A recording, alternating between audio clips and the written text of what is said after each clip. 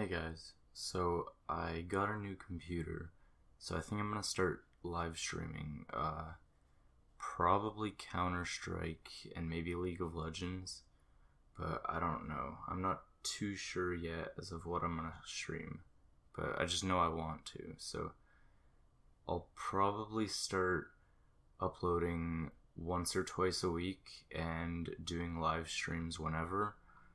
I'll have a link to my Twitch account down in the description, so if you want to check it out, go ahead.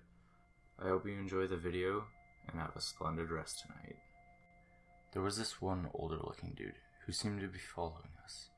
He had a big gray beard and wasn't too tall. I would turn around and look at him at some points, and he would instantly look away. By the end of the concert, I knew I had too much to drink. One of my friends suggested that we walk to the forest about half a mile away. It was a pretty big area and late at night, but being as intoxicated as I had been, I agreed and we started walking. By then, I had completely forgotten about the man that was following us. We finally arrived at the forest and started walking deeper in. All of a sudden, my friend let out a yelp. My head darted toward where the sound came from, and I asked her what was wrong. Nothing, I just thought I saw a shadow over there. We ignored it. I continued walking. We eventually came to this camp-looking area. It looked like somebody had lived there. Then all of a sudden, we heard a snap come from a couple meters behind us. We all looked to where the sound came from, and we saw a shadow from the moonlight coming from behind the tree. One of my friends shouted at the person, "Who's there? Come out from behind there!" We got no response. I remembered the guy who'd been following us at the music festival, and then I realized the shadow I was looking at looked like it had a beard, and it wasn't very tall. It was him. It was that same guy from the music festival. I knew it. My friend said he'd go and run over to him and beat him up. He began walking slowly to the man, and when he was about 10 feet away from him, the man ran out and began running at him with a knife. My friend quickly turned around and bolted away. As we were running, the guy tripped over a log.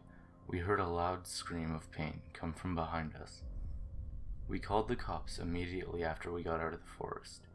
When they arrived, they searched the entire forest and came back with a body on a carrier. But there was several. My heart felt like it was in my throat. And then they came up to us with one of the carriers. It wasn't covered like the other one was. There was blood everywhere, and then they asked us if that was the guy who'd been chasing us. We looked, and it was. It turns out the loud scream we heard wasn't just because he fell. When he fell, his knife went straight into the side of his stomach, just barely missing one of his lungs. The next day we discovered that he bled out on the way to the hospital. I'm just happy he didn't catch any of us, or we would have ended up exactly like the dead bodies they carried away. Number 2. 3 years ago, I was living in my parents' house. I would be playing on my computer into the early morning every day. On one particular night, I was playing my game. However, at around 1 a.m., I saw a flash of light under the blind. I sat in the corner of the room next to the window.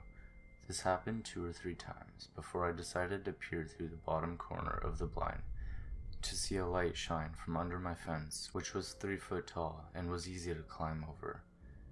I decided to get up and hide behind the couch and look at the bottom of the door to see outlines under the fence gate.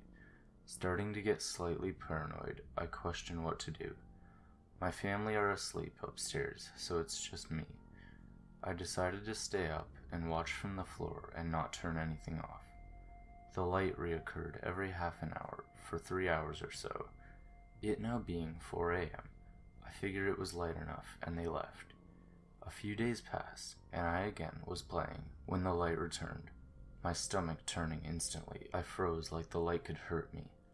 I looked through the side of the blind and there was a torch on my garden, pointing at me.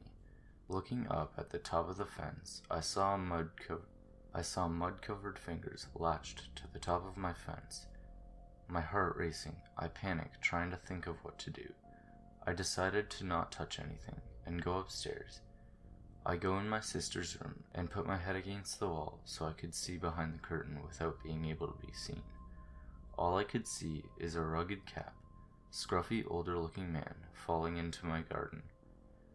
As he got up, he looked straight at my living room window and door, then slowly tilts his head upward like a rusty robot locking straight onto where I was looking from.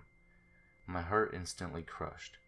I couldn't figure out if he saw me or not. Looking back, he was gone. How did he get over the fence that fast? But what if he wasn't over the fence? I could have blanked out for a minute with terror. I decided to stay up in my sister's room that night and guard them, looking out the window and fixing my eyes on the door the entire night. Eventually day comes and my family gets up, so I go down before them and notice footprints on the floor.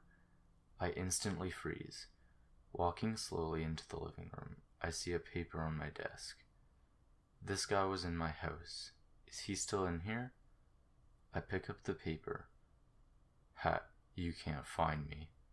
I decided now to call the cops. I get my family to stay upstairs. The police arrive, and nothing could prepare me to know that the man was in my downstairs bathroom, with tape, a needle, and a whip. If I had opened that door, or any of my family, what would have happened?